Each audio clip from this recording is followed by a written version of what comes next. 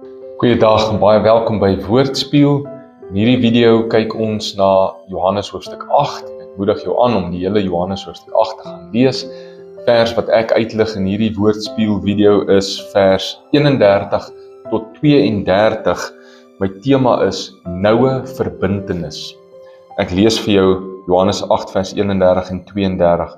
Toe het Jesus vir die Jode wat tot geloof in hom gekom het gesê: As julle in 'n noue verbintenis aan my boodskap leef, is julle my egte navolgers. En julle sal begryp wat die waarheid beteken en die waarheid sal julle vrymaak.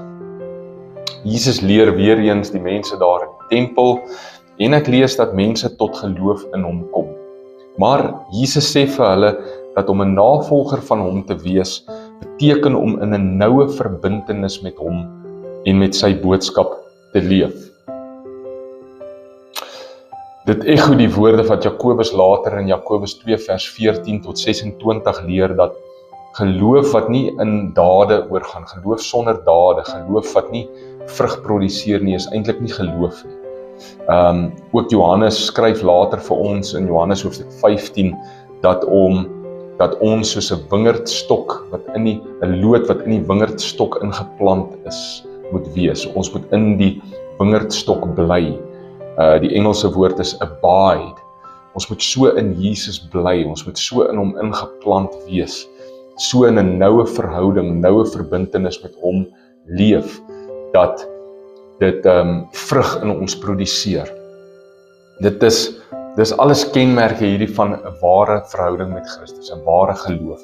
Om bloot net saam te stem, om bloot net feite te resiteer of belydenisse te maak, leerstellings te ken, is nie reddende geloof nie.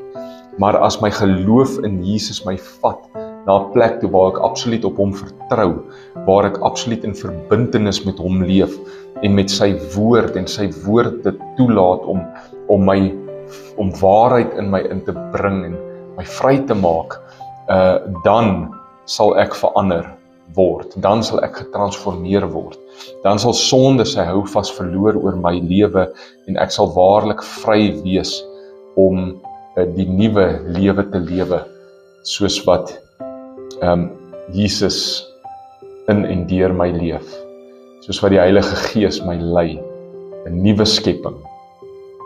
Die ou dinge is verby, alles het nuut geword. Kom ons bid saam. Jesus, ek wil al hoe nader aan U groei en leef.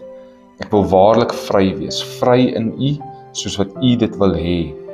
Dankie dat U my vry maak in my hegte verbintenis met U. Van binne af buitentoe, transformeer U my.